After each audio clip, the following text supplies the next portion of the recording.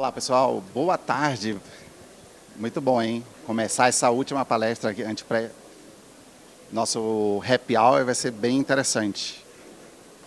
Bom, o meu intuito agora em falar com vocês é passar duas grandes mensagens de como a gente fez essa transformação. Eu acho que muito mais do que a gente falar somente o que a gente fez para fazer essa migração em 30 dias, é contar um pouco dos bastidores.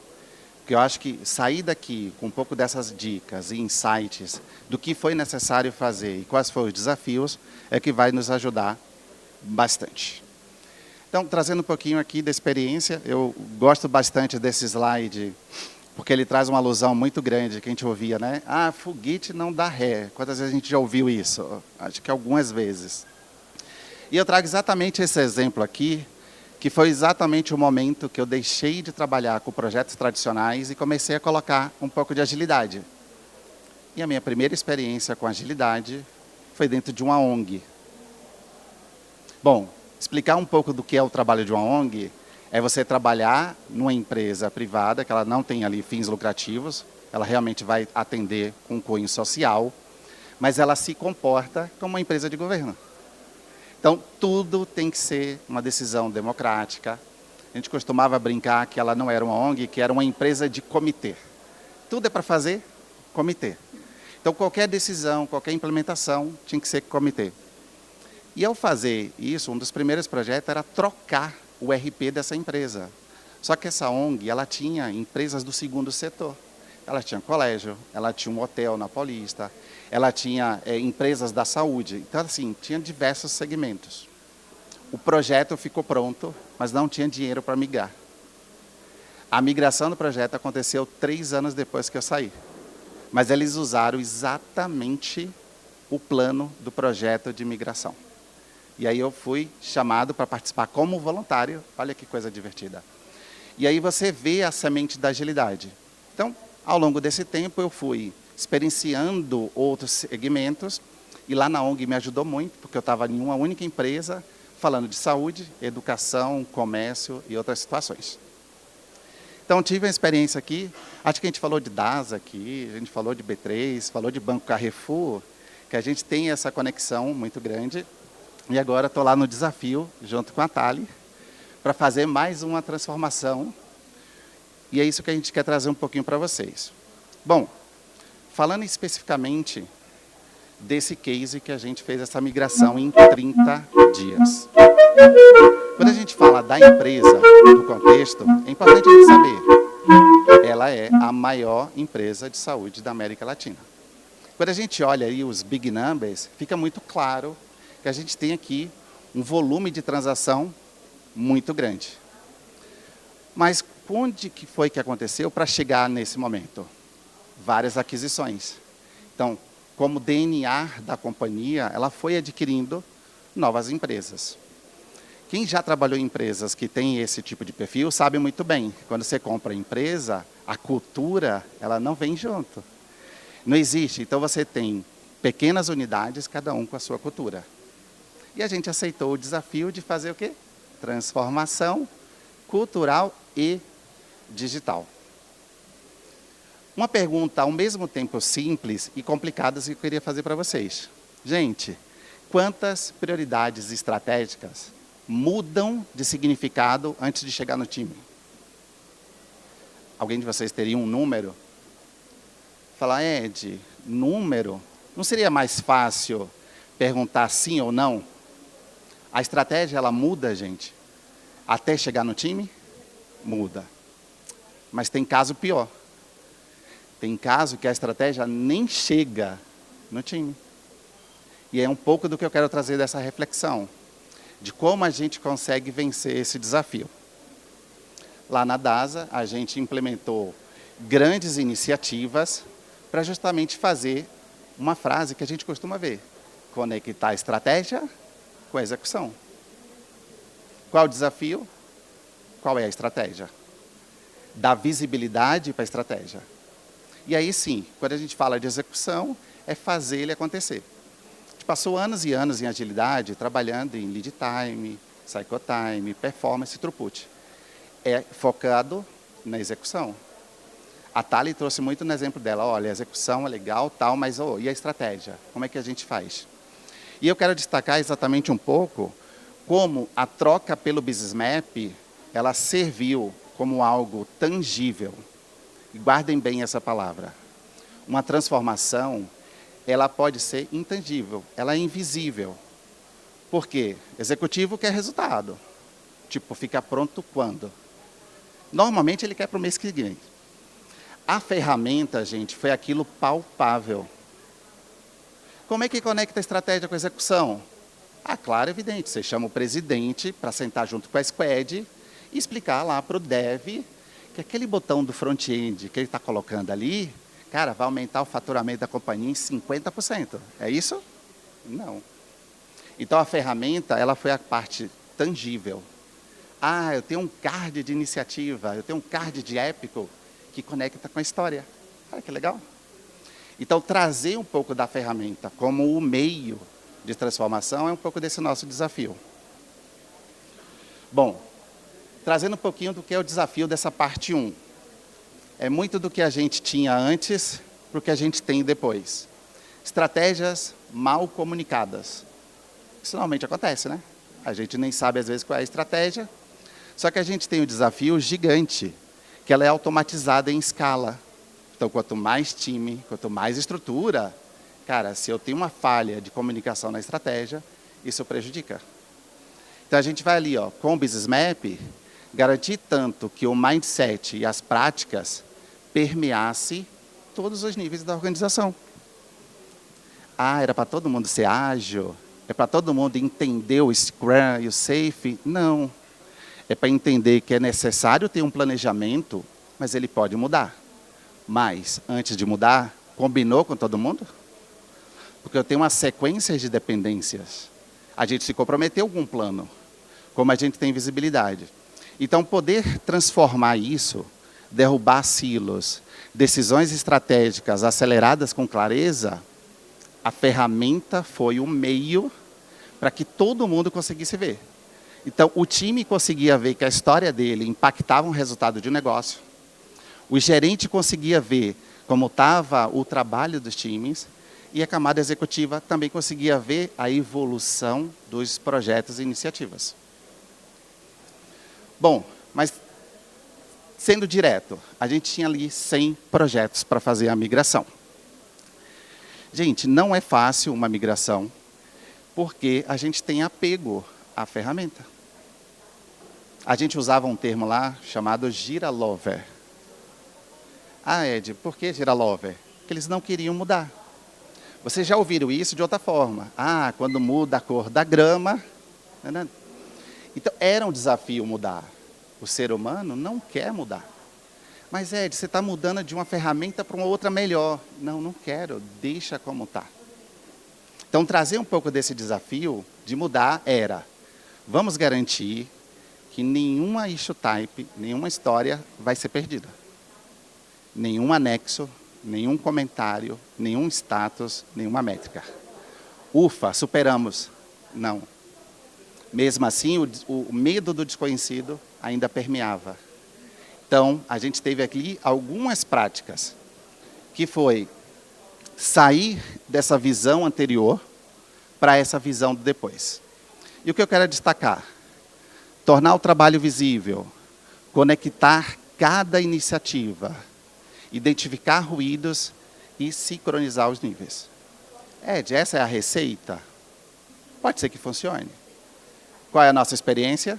Que em todas as empresas que a gente teve a oportunidade de começar o trabalho, a gente fez. E seguimos um roteiro muito parecido. E qual foi, então, o resultado? A gente também foi reconhecido lá no Agile Trends, ganhamos, e foi uma coisa muito desafiadora. A gente já contou isso em algumas conferências, mas a gente quer trazer para vocês. Teve um colaborador do time de agilidade, que chegou ali para a Thalita e para mim e falou assim, sabe qual é o meu sonho? Cara, eu queria ter uma foto com a gente feliz dentro do prêmio. Ó, desligou o monitor. Aí, como assim? A gente queria uma foto dessas pessoas sorrindo. Vocês viram aqui na palestra do Banco Carrefour, aquelas fotos das pessoas alegres e felizes? Aí eu lembro que estava eu e a Thalita, e a gente disse o quê, Thalita, para eles? Tá bom, vamos fazer. Mas a gente não foi uma promessa vazia. Tá bom, você vai ter muito trabalho, você vai ter bastante coisas para fazer. A dica que eu dou para essa parte número 1. Negocie, deixe muito claro quais são os ganhos e as perdas que vocês vão ter durante a transformação. Faça tudo de forma colaborativa. E, muito importante, seja muito transparente, com prazo, com expectativa. Quando a gente falou da migração em 30 dias, foi muito da lição aprendida da casa anterior, que a gente também fez a migração do Gira para o Business Map. Mas a gente sempre soube que o ponto integração, que é o seguinte, você desliga uma ferramenta, liga e o cara consegue trabalhar. Porque o fluxo é o fluxo. O modelo de trabalho, a issue type é a issue type. Se ele trabalha na história, vai trabalhar na história. Então, realmente, você está preparado para isso, é muito importante. E estamos indo para a terceira migração do Gira para o Business Map, na terceira empresa, porque a gente gosta de desafio. Então, agora a gente também está indo para essa terceira desafio. Então, gente, tenta seguir realmente o plano do que a gente precisa fazer e acredita nele. Tudo bem? Bom, quando a gente fala de Business Agility, é muito importante a gente falar que são seres humanos. E você precisa trabalhar com comportamentos humanos.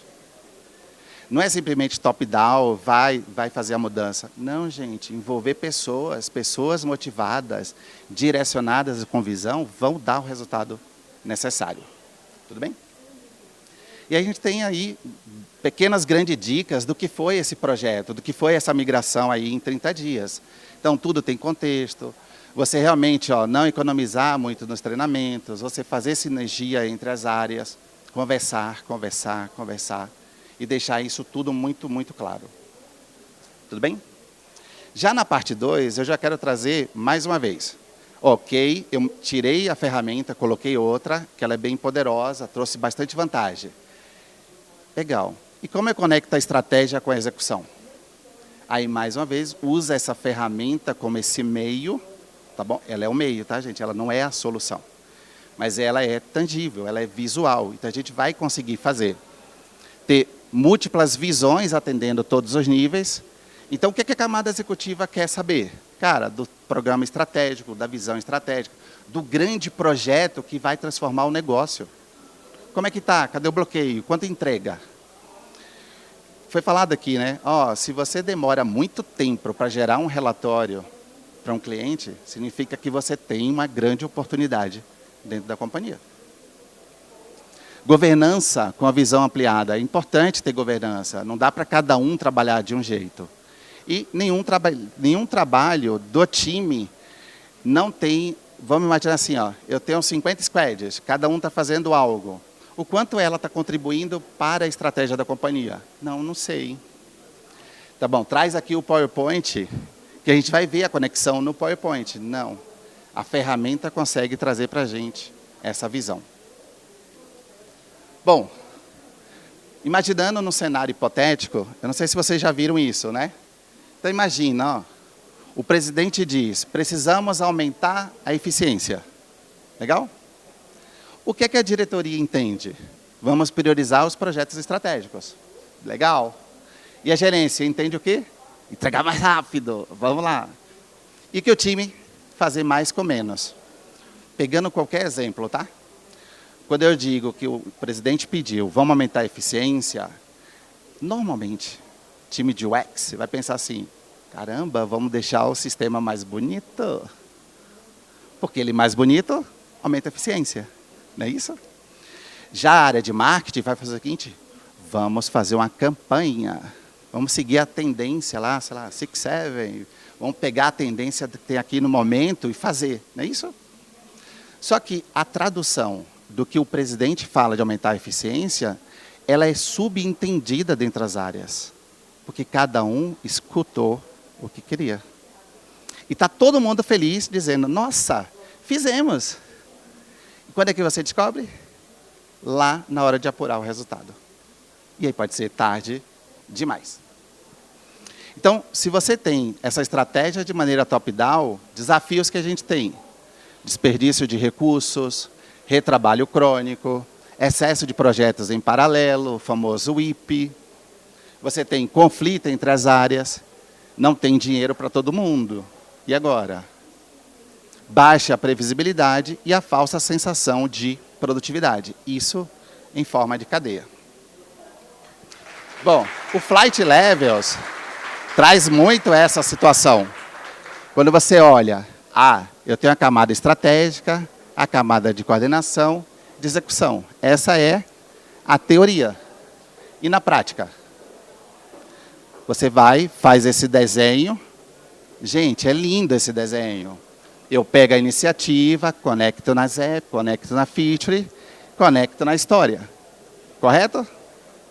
Isso é a pirâmide organizacional. Só que na prática, funciona assim, ó. Presidência, diretoria, superintendência, gerência executiva, gerência, coordenação e time.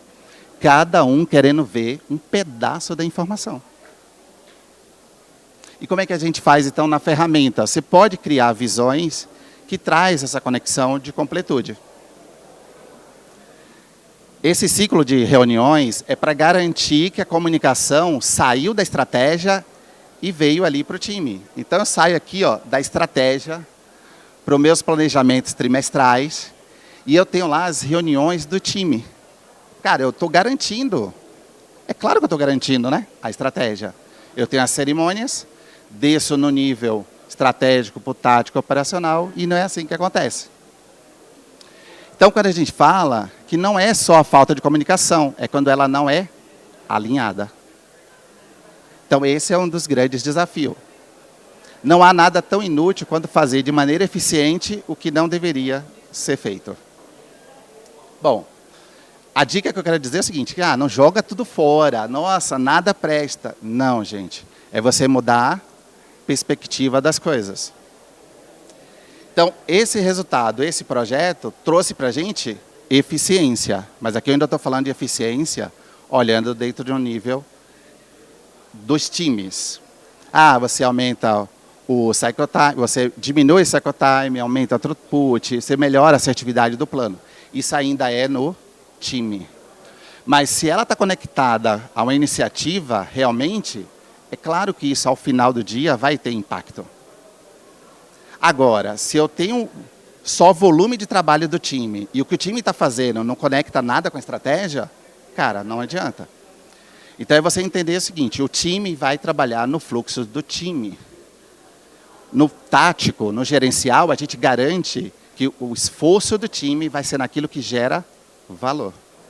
E aquilo que gera valor vai estar conectado a uma estratégia da companhia. É isso que a gente precisa garantir. Então, a estratégia ela não falha na reunião. Ela falha onde? No corredor. Na passagem de conhecimento entre os níveis e entre as áreas como um todo. Então, se eu pudesse terminar com uma grande frase, é essa: agilidade não é sobre seguir um método à risca. Na verdade, é sobre ser estratégico e flexível. Ela deve servir à estratégia e não o contrário. Belezinha? Então, deixa aí meus contatos. Obrigado aí, pessoal. Até mais.